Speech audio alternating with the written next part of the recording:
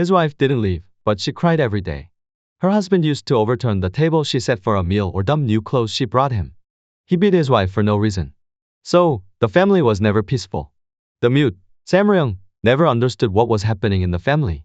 How could the son of his master beat his wife, who was such a good girl? For him, the girl was like an innocent angel, and she wasn't supposed to be treated like him. He was worried that God could punish the son. One silent night, a half moon and stars lit the clear sky. Samryong lay on his side on the mat in the garden, petting his black dog, and looked up at the sky. He thought the girl was prettier than the half moon and more innocent than the stars. She also had a bright inner beauty, like a moon or stars. So it was like a moon or a star coming down and becoming her. And it seemed like she would become a moon or a star if she went up to the sky. Samryong was touched when he found that her eyes pitied her young husband, even when she got pinched or beaten by him. The dog licked his hand and wagged its tail when Samryong patted its back. Samryong had sympathy for the girl. He thought he could risk his life for her. Your mouth was watering when you saw delicious food. It was a natural feeling for him. Without permission, no one other than the master's family could get to where the son's wife was staying except Samryong.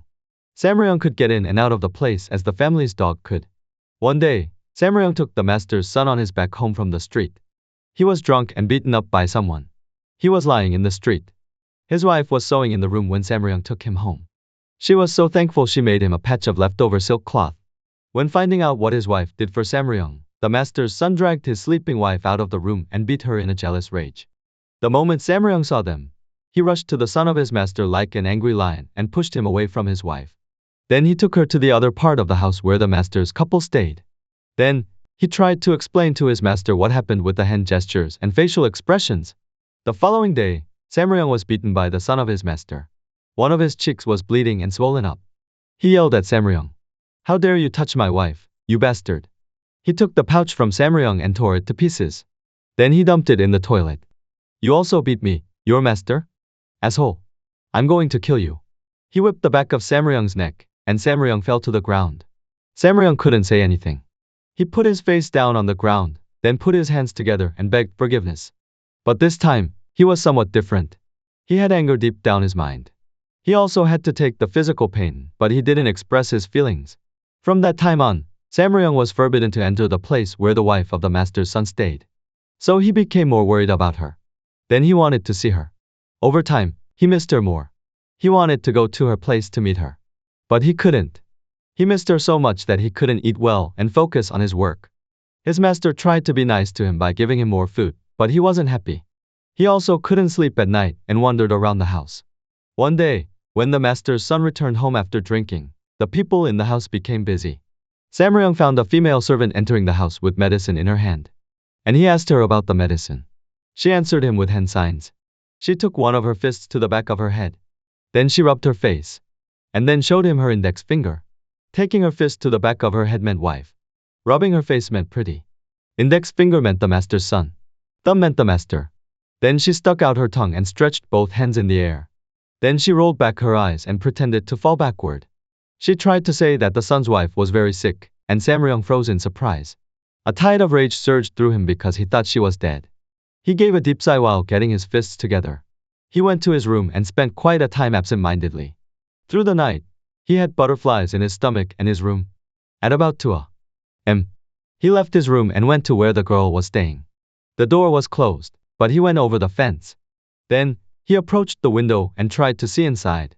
He was so surprised at what was happening in the room that his hands were shivering like the persimmon tree's leaves in the wind that stood right behind him. She had a long silk towel in her hand. He rushed into her room to stop her from hanging herself. But she resisted. People got them wrong between Samryong and the son's wife. They talked in whispers. What the hell is going on? How come she cheated her husband with the mute, Samryong? It's not good for their marriage. The following day, Samryong was lying on the ground groaning, and he was bleeding from his mouth. The master's son stood beside him with a whip in his hand, which was weighted with lead at the end. He pointed at the room where his wife was staying. Then he yelled at Samryong and made naughty gestures. Samryong said, "No," with a hand signal over and over. The whip had pieces of Samryong's flesh and blood. Samryong just kept shaking his head. And he fell on his forehead, spitting blood. Then, the blood permeated the ground. The master's son whipped Samryong one more time. But he didn't feel better. So he brought a sickle that Samryong had sharpened the previous day and tried to stab him. But Samryong stopped him by holding the son's arm, and people came and helped Samryong. That allowed Samryong to take the sickle from him and throw it away. The master was so disappointed at what happened in his family that he didn't get out of his room. Some family members insisted that the girl should leave their family right away. The master's son gave Samryong his clothes and shoes and said, "You can't stay here anymore. Leave immediately." This made Samryong panic because he had nowhere to go, so he never imagined leaving the family. Samryong held one of his legs and begged not to abandon him. But the son kept kicking Samryong. Then he called out other servants and shouted, "Kick out this asshole." They dragged him out of the house like a dead dog and threw him into a stream. But Samryong got back up and went back to the house. However, the doors to the entrance were locked. So, Samryong knocked on the door hard and tried to call his master for help, but it didn't work. The door he used to open and close every day didn't work. He felt like everything he had taken care of before didn't work for him at that moment. He was frustrated because he was denied after all his sacrifices for the family. It was the night of the day. The roosters crowing and dogs barking were breaking the silence now and then. But suddenly, the master's house was on fire. It seemed that someone intentionally stacked hay around the house to set fire. It would become more evident if you looked down at the house from above. The fire devoured the house momentarily as the demon did the human body. But there was one person who broke into the fire. He was Samryong, who was kicked out of the house during the day. He broke the door and went in to save his master. He carried his master on his back to the crop field outside of the house. He didn't even recognize that he got burns on his face, his back, and his legs. He went back to the house to save the girl in her room. But she wasn't there. So he went to another room. There was the master's son begging him for help. But he ignored him and left the room to find the girl. A piece of burning rafter dropped on his head. But he didn't care. He went to the kitchen, but he couldn't see her either. At that moment, a doorpost fell and broke his arm, but he didn't feel any pain.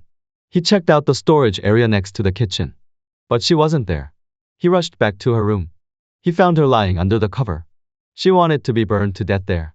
He hurriedly held her in his arms and tried to get out of there, but he couldn't. So he tried to go up to the roof. That was when he realized that he was hurt. But he was happy. He could reach the top of the house and then escape the burning house. He got down and had her on his knees.